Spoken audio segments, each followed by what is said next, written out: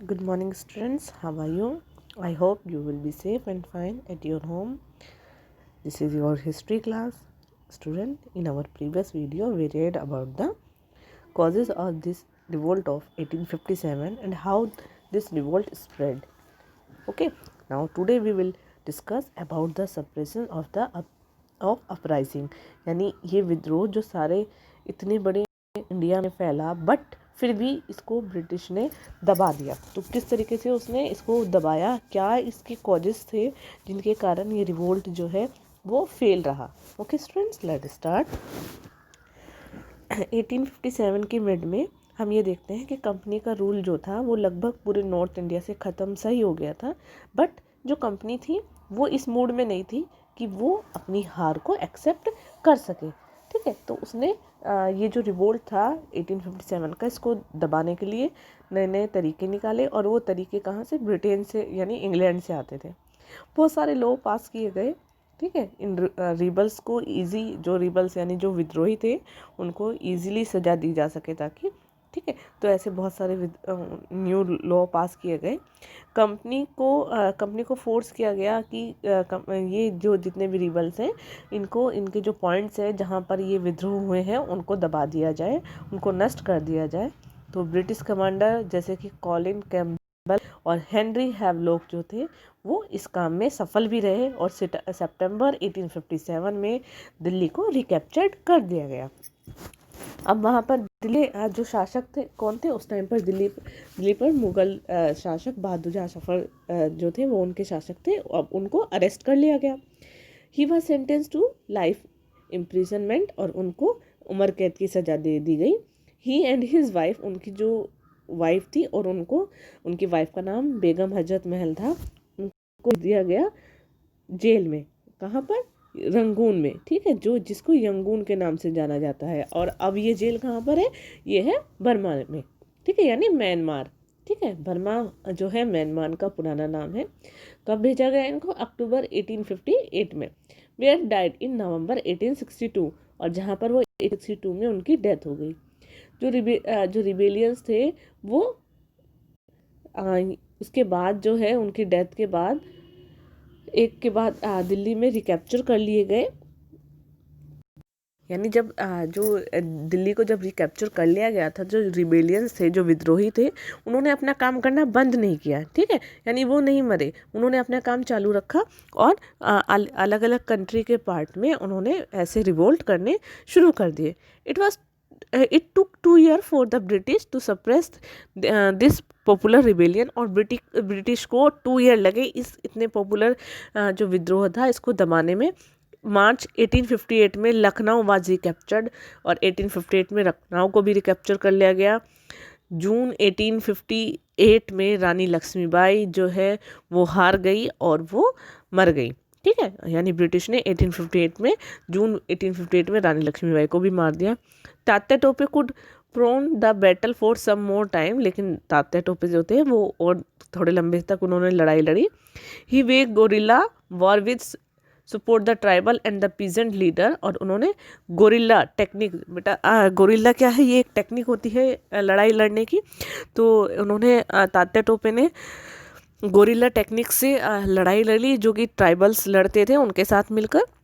ठीक है, और लेकिन फाइनली अप्रैल 1859 में तात्या टोपे को भी पकड़ लिया गया, और ट्राइड एंड किल, उनको पकड़ कर मार दिया गया। ठीक है, उनको भी ट्राई किया गया मारने के लिए। The British used terror to prevent another such revolts. अब क्या था, ब्रिटिश को ये डर हो रहा था कि कहीं दोबारा ऐसा कोई विद्रोह ना हो जाए। Rebels were tied to the mouth cannon and blow off, जो रिबल्स थे, यानी अब जो ये रिबल वर्ड था वो एक कैसा हो गया, जैसे तोप के मुंह पर बांधकर उसको उड़ा दिया, यानी रिबल्स होने से पहले ही उसको वहाँ से ख़त्म करने की बात सोची गई। बहुत सारे इनोसेंट सिविलियंस जो थे वो बहुत बड़े पैमाने पर मारे गए। यहाँ तक कि जो बच्चे थे उनको भी मानवता के खिलाफ बहुत ही क्रूरता से उनको भी, मतलब इस में मार दिया गया। सम टाइम कभी कभी तो क्या होता था कि जो विलेज होते थे पूरे के पूरे विलेज को ही जला दिया जाता था, और उसको वहाँ पर कोई भी संख्या जो है, कोई भी लोग नहीं बचते थे। Okay, by applying crude force, बहुत ही क्रूड फोर्स के द्वारा ब्रिटिश जो है दोबारा कंट्रोल करना चाहती थी इंडिया पर, उसको रिगेनिंग करना चाहती थी, सबको अपने कंट्रोल में लाना चाहती थी। तो और लोगों ने क्या करना शुरू कर दिया, रियलिटी को अपनाना शुरू कर दिया कि वास्तव में जो है लोग ये अब ब्रिटिश की साइड आने लगे थे, वो भी अपने सेफ जोन में जाने लगे थे कि कहाँ पर हम सेफ हैं। British also want to win back the loyalty of the people. और ब्रिटिश क्या थी, वो ये चाहती थी कि जो लोगों की लॉयल्टी है, जो लोग हमारे प्रति लॉयल हैं, वो वापस हमारे पास आ जाएं। तो उन्होंने अनाउंस कर दिया रिवॉर्ड को, ठीक है, यानी जो लैंड ओनर्स है, जो लॉयल लैंड ओनर्स हैं, उनके लिए रिवॉर्ड जो है उन्होंने अनाउंस कर दिया। और उन्होंने ये भी अनाउंस किया कि जो लैंड लॉर्ड्स हैं उनको उनके ट्रेडिशनल राइट्स जो हैं, जो लैंड पर उनके राइट्स हैं, वो उन्हें वापस मिल जाएंगे। ठीक है, ये सब उन्होंने इसलिए किया था ताकि जो लोग ब्रिटिश के खिलाफ हैं, अब वो ब्रिटिश के की साइड हो जाए, ब्रिटिश के लिए लॉयल हो जाए। Many rebels were given assurance of safety if they submitted to British authority. और बहुत सारे रिबल्स को एश्योर किया गया कि उनके साथ वो उनके साथ सेफ रहेंगे वो, अगर वो अपने आप को ब्रिटिश अथॉरिटी को सौंप। They were assure to getting back them right to land. और उनको क्या किया जाएगा, उनको वापस उनके राइट दे दिए जाएंगे, लैंड पर जो उनके राइट्स थे वो राइट्स उन्हें वापस दे दिए जाएंगे। ठीक है, लेकिन ये जो रिवोल्ट था, ये रिवोल्ट इतने बड़े पैमाने पर फैला। अब कौन कौन से रीज़न थे जिसके कारण ये रिवोल्ट जो है फेल हो गया, तो अब हम उन्हीं कॉजेज़ के बारे में पढ़ेंगे जिनके कारण ये रिवोल्ट जो है फेल हुआ। Revolt failed in spirit in effort taken by the सिपाही। इतना सारा एफर्ट के बाद भी कुछ रीज़न ऐसे थे जिनकी वजह से ये सिपाही का जो रिवोल्ट था, ये यानी जो ये सिपाही भी इसके साथ थे, बट ये फेल हो गया। The revolt was confined certain areas. अब वो कौन कौन से क्या था कि ये जो रिवोल्ट था ये पूरे एरियाज तक नहीं फैल सका। ठीक है, कुछ एक सीमित एरियाज तक ही रहा और पूरे इंडिया में ये नहीं फैला। ठीक है, तो इस वजह से भी एक ये भी कारण है कि ये पूरे इंडिया में ना फैलने के कारण भी ये रिवोल्ट जो है फेल हो गया। Indian leader did not organized and trained and lack unity and foresights. अब जो एक रीज़न क्या था कि जो इंडियन लीडर थे वो ऑर्गेनाइज्ड नहीं थे, ट्रेंड नहीं थे। ठीक है, यानी ब्रिटिश जो है, ब्रिटिश आर्मी जो थी वो बिल्कुल ट्रेंड थी, उनके पास नए नए वेपन्स थे, नए नए हथियार थे और वो लड़ाई में भी निपुण थी। लेकिन जो इंडियन जो लीडर्स थे वो ऐसे नहीं थे। और दूसरी बात कि उसमें क्या था, वो लैक ऑफ यूनिटी, यानी उनमें एकता की कमी थी। ठीक है, वो सब मिलकर काम नहीं करते थे, सब अपने अपने खुद के स्वार्थ से लगे हुए थे। सेकेंड है, they did not have proper plan as they revolt started as early than what they had plan. ये जो रिवोल्ट था ये प्रॉपर प्लान से नहीं हुआ, ये अपने जो निर्धारित टाइम से 10 दिन पहले ही हो गया, यानी 10 मई को ये पहले ही शुरू हो गया। और जो है ये भी एक बहुत बड़ा कारण रहा कि ये जो रिवोल्ट है अपने टाइम से पहले जो 11th जो मई थी, 11th मई को ही ये शुरू हो गया था। तो यानी 10th 11th मई को, तो ये सबसे बड़ा कारण रहा कि अपने टाइम पीरियड से पहले इसका शुरू होना, लोग तैयार नहीं थे इसके लिए। They used outdated weapons. अब जैसे मैंने अभी बताया कि बेटा कि जो ब्रिटिश थी उनके पास तो बहुत ही न्यू टेक्निक्स के वेपन्स, और लेकिन इंडियंस के पास आउटडेटेड वेपन्स थे। Many Indian ruler and nobles were loyal to British like Nizams, Holkar, Scindias and Rajput princess.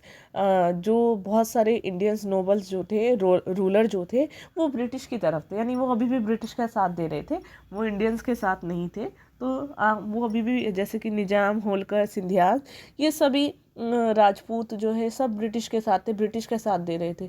तो जब इंडिया के लोग इंडियन के साथ नहीं थे, तो ये भी एक रीज़न रहा उनके फेलियर का। The educated Indian remain loyal to British due to their selfish intentions. और जो एजुकेटेड इंडियंस थे वो भी ब्रिटिश के लिए रॉयल थे।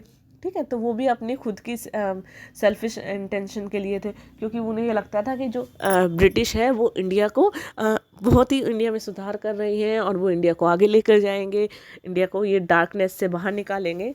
ठीक है, तो ये भी रीज़न रहे जो जिसकी वजह से ये रिवोल्ट जो है ये फेल रहा। Nature of the uprising. अब ये रिवोल्ट जो है इसका नेचर कैसा था, देखिए बेटा कि जो ब्रिटिश है, ब्रिटिश इसको सिपोई मुटिनी कहते हैं, यानी ये एक सैनिक विद्रोह था जो सैनिकों ने शुरू किया और फिर हो गया। लेकिन कुछ इंडियन हिस्टोरियंस जो हैं वो इसको कहते हैं this is the first war of independence, ये हमारी स्वतंत्रता की पहली लड़ाई थी। 1857 से हमारा जो है लड़ाई शुरू हो गई थी ब्रिटिश के खिलाफ, और इसी वजह से बाद में जो है 1857 के बाद छोटे छोटे रिवोल्ट्स भी होते रहे, जिससे जो इंडियंस थे अब उन्होंने ब्रिटिश को भारत से बाहर निकालने की ठान ली थी। ठीक है, तो ये इसके ऊपर बहुत सारा जो है डिबेट है कि ये एक्चुअल में क्या था। तो ब्रिटिश और इंडियंस के दोनों के नज़रिए से अलग अलग बातें हैं। To underplay the importance of uprising, British historians refer to its a sipahi mutiny, यानी अपने इम्पोर्टेंस को दिखाने के लिए इसकी इम्पोर्टेंस अपने आप को ब्रिटिश आगे दिखाना चाहते थे। ब्रिटिश हिस्टोरियंस ने इसको एक सिपाही मुटिनी कहा। That is one in which few sipahi of the British East India Company revolted, जिसमें कि ब्रिटिश ईस्ट इंडिया कंपनी के कुछ जो सिपाही थे उन्होंने इसको रिवोल्ट कर दिया था। The fact however suggested otherwise, लेकिन दूसरा फैक्ट भी है जिसमें इसको सजेस्ट किया गया। An uprising and long lasting and wide spread, this can not explain by just dissatisfaction of the greased cartridges cause among the sipahi. ये जो रिवोल्ट हुआ, ये जो इतने लंबे समय तक चला और वाइड बहुत अधिक बहुत सारे क्षेत्रों तक फैला, तो सिर्फ इसको हम ऐसे एक्सप्लेन नहीं कर सकते कि ये सिर्फ जो सिपाही थे उन्होंने ग्रीस कारतूस के खिलाफ उनका डिससेटिस्फेक्शन के खिलाफ उनको था कि ये ग्रीस कारतूस है इसलिए उन्होंने रिवोल्ट कर दिया, इसीलिए पूरे इंडिया के लगभग बहुत सारे पार्ट्स में ये रिवोल्ट हो गया। तो ये थोड़ी सी बात ठीक नहीं लगती है। The revolt did begin mutiny by the sipahi but it was supported by people from all section of the society. ये जो रिवोल्ट था ये एक छोटी सी सिपाही की टुकड़ी के द्वारा, यानी छोटे से एक सिपाही के जो सैनिक थे उनके एक टुकड़ी के द्वारा शुरू किया गया था। बट ये जो रिवोल्ट था इसमें हमारी जो सोसाइटी के सभी सेक्शन ने पार्टिसिपेट किया था। ठीक है, तो उसको सपोर्ट किया था। The participation of peasant and artisan made revolt spread and popular uprising. और जो पीजेंट्स थे, जो किसान थे, जो आर्टिशियंस थे, उन्होंने जब इस रिवोल्ट में पार्टिसिपेट किया और उन्होंने इस रिवोल्ट को बहुत पॉपुलर बनाया, वाइड स्प्रेड किया, चारों तरफ फैलाया, और इसको मतलब चारों तरफ फैलाने में उनका बहुत बड़ा हाथ था। इन सम रीजन, लेकिन कुछ रीजन में the common people revolted much before the सिपाही डिस्प्लेड देयर रिबेलियन इंटेंस। लेकिन अगर हम कुछ क्षेत्रों में देखें तो जो कॉमन पीपल थे उन्होंने भी ऐसा ही रिवोल्ट कर दिया था। ठीक है, सिपाही डिस्प्लेड देयर रिबेलियन इंटेंस, सिपाही की जो सिपाही अपना रिबेलियन जो थे, सिपाही को रिवोल्ट करने से पहले खुद के इंटेंस से उन्होंने रिवोल्ट कर दिया था। All this show that it was the popular revolt. ये सब चीज़ें जो है ये हमें बताती है कि ये बहुत ज़्यादा पॉपुलर रिवोल्ट था। ठीक है, यानी ज़रूरी नहीं है कि सिपाही रिवोल्ट सिपाही के कारण ही हुआ, मतलब सिपाही ने शुरू किया था, बट सभी लोग जो है इसमें साथ थे। The uprising was characterised by Hindu Muslim unity. लेकिन ये जो अपराइजिंग है वो किसको बताती है? ये हिंदू मुस्लिम यूनिटी को बताती है। People of both community fought together, दोनों कम्युनिटी के लोग एक साथ लड़े। Unity among different result also reasons also exist, और हमें सभी क्षेत्रों की यूनिटी एक साथ दिखाई देती है। जो रिबल्स थे वो in one part of the country help those fighting in other areas. एक क्षेत्र में जो रिबल जो फाइट कर रहे थे वो दूसरे एरिया के लोगों को भी हेल्प कर रहे थे। Seeing the spread of revolt and participate the people, और इसी वजह से ये जो रिवोल्ट है ये फैला और लोगों ने इसमें पार्टिसिपेट किया। तो इसी वजह से जो इंडियन हिस्टोरियंस हैं वो इसको ये कहते हैं कि फर्स्ट वॉर ऑफ इंडिपेंडेंस, ये हमारी इंडिपेंडेंस की पहली वॉर है। ठीक है, नेक्स्ट है आफ्टर द अपराइजिंग, यानी इसके अपराइजिंग के बाद जब ये रिवोल्ट हुआ तो उसके बाद ब्रिटिश ने जब इसको कुचल दिया, इसको दबा दिया, तब क्या क्या चेंजेस हुए। Okay, British policies in India underwent major changes after. अब ब्रिटिश पॉलिसीज़ में इसके बाद बहुत सारे चेंजेस किए गए। These changes were made to strengthen their hold over India, prevent another countrywide uprising. और ये जो चेंजेस किए गए थे ये किस लिए किए गए थे कि दोबारा से अपने स्ट्रेंथ जो है उसको पूरी कंट्री पर होल्ड किया जा सके और दोबारा ऐसा कोई जो है रिवोल्ट ना हो सके। अब कौन कौन से चेंजेस किए गए थे? In August 1858 British parliament act pass act by British East India company rule in India came to an end. अब यानी 1858 में एक ब्रिटिश पार्लियामेंट में एक एक्ट पास किया गया जिसमें जो ब्रिटिश ईस्ट इंडिया कंपनी थी उसका इंडिया से रूल जो है वो ख़त्म कर दिया गया। अब इंडिया का रूल डायरेक्ट किसके हाथ में आ गया था? पार्लियामेंट के हाथ में आ गया था। Okay, the act transferred all administrative power to the crown. और इस एक्ट के द्वारा जितनी भी एडमिनिस्ट्रेटिव पावर थी वो क्राउन के पास चली गई थी, यानी ब्रिटिश जो महारानी थी उनके पास चली गई थी। जितनी भी पॉलिसीज़ थी वो सब ब्रिटेन गवर्नमेंट बनाती थी इंडिया को लेकर। The British government accept direct responsibility for ruling India. और भारत पर रूलिंग के लिए ब्रिटिश पार्लियामेंट जो ब्रिटिश गवर्नमेंट थी वो डायरेक्ट रिस्पॉन्सिबल थी। ठीक है, उन्होंने एक्सेप्ट किया रिस्पॉन्सिबिलिटी। और Queen Victoria took over administration in 1858। अब वहाँ की जो महारानी क्वीन विक्टोरिया जो थी उन्होंने 1858 में एडमिनिस्ट्रेशन, इंडिया का जो एडमिनिस्ट्रेशन है वो उन्होंने संभाला, यानी वो वहाँ की महारानी बनी। Next is secretary of the state was appointed who replaced board of director.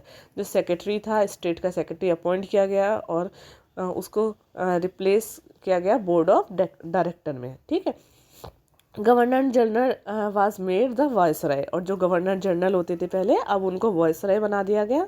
और he was subordinate to the secretary of the state. और वो सबऑर्डिनेट होता था सेक्रेटरी ऑफ द स्टेट का,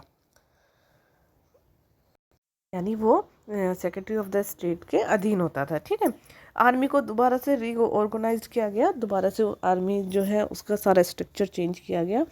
सभी जो है जो आर्मी थी, आर्मी में इंडियन लोगों को कम किया गया, ब्रिटिश को ज़्यादा रखा गया। Queen Victoria proclaimed was passed 1858 में क्वीन विक्टोरिया ने एक प्रोक्लेम पास किया। इस प्रोक्लेमेशन के द्वारा क्या था, क्या कहा गया था कि जो इंडियन प्रिंस हैं उनको विश्वास दिलाया गया कि आगे फ्यूचर में उनके साथ उनका जो राज्य है उसको ब्रिटिश राज्य में ब्रिटिश जो अपने कंट्रोल में नहीं लेगी। क्वीन ऑल्सो प्रोमिस्ड, उन्होंने ये भी प्रॉमिस किया कि there will be no interference in social and religious practice of the people. लोगों की सामाजिक और धार्मिक उनकी जो प्रैक्टिस है उसमें किसी तरह का इंटरफेयर नहीं किया जाएगा। General pardon was given to rebels, एक जो माफ़ी दी गई रिबल्स को, even those who killed British people. और यहाँ तक कि जिन्होंने ब्रिटिश पीपल को भी मार दिया था उनको भी माफ़ कर दिया गया। Revolt brought people closer and Eros the patriotic feeling among Indian. ये जो रिवोल्ट था, इस रिवोल्ट ने लोगों को आपस में एक साथ लेकर आया और लोगों में देशभक्ति की भावना को फीलिंग्स को पैदा किया। ठीक है, नेक्स्ट है एक जो मोस्ट इम्पोर्टेंट पॉलिसी ब्रिटिश ने अपनाई थी, डिवाइड एंड रूल की पॉलिसी अपनाई।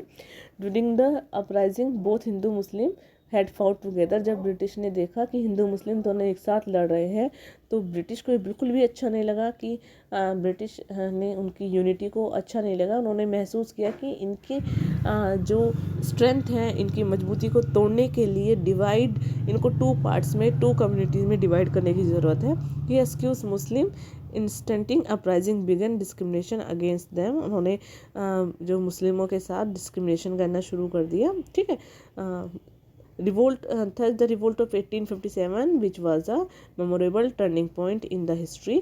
और 1857 जो है ये जो है एक टर्निंग पॉइंट है हमारी हिस्ट्री में।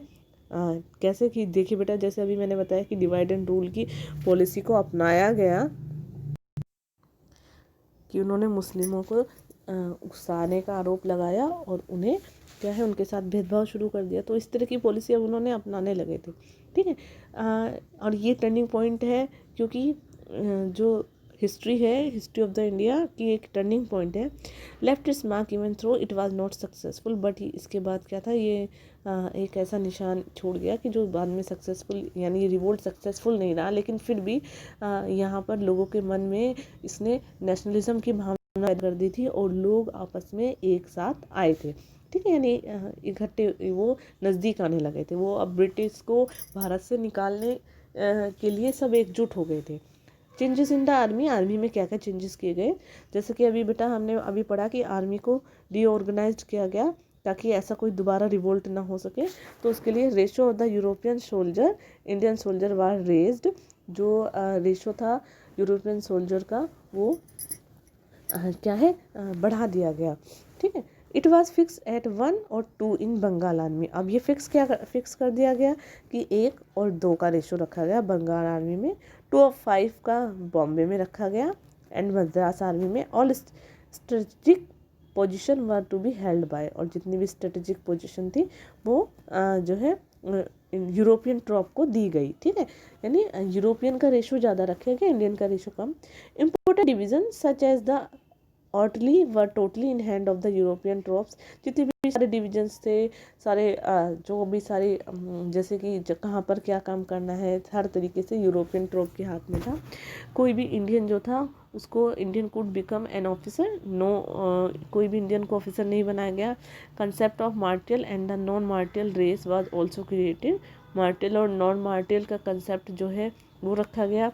सिख, पठान और गोरखास जो थे, यानी उनको race which the help the British suppress uprising, यानी इस जो जाति के लोगों ने ब्रिटिश को इस विद्रोह को अपराइज करने में हेल्प की थी, तो उनको मार्टियल रेस में रखा गया, यानी उनको उच्च पदों पर दिया गया। People from this race began to recruit in army in large number, और इन्हीं जो लोग थे, इन्हीं रेसेस के लोगों को बहुत लार्ज नंबर पर उनको रिक्रूट किया गया। People who belong to the region where the revolt were strong such as Awadh, Bihar, central India were declared non martial, लेकिन जहाँ पर ये रिवोल्ट जो था वो बहुत ज़्यादा स्ट्रॉन्ग था, वहाँ पर इस तरह के जो लोग थे जो लोग थे उनको क्या है यानी उन एरियाज़ को नॉन मार्टियल जो है वो डिक्लेयर कर दिया गया। देवर कीप्ड आउट ऑफ आर्मी, और उनको आर्मी से बाहर रखा गया। Okay students, that's all for today's.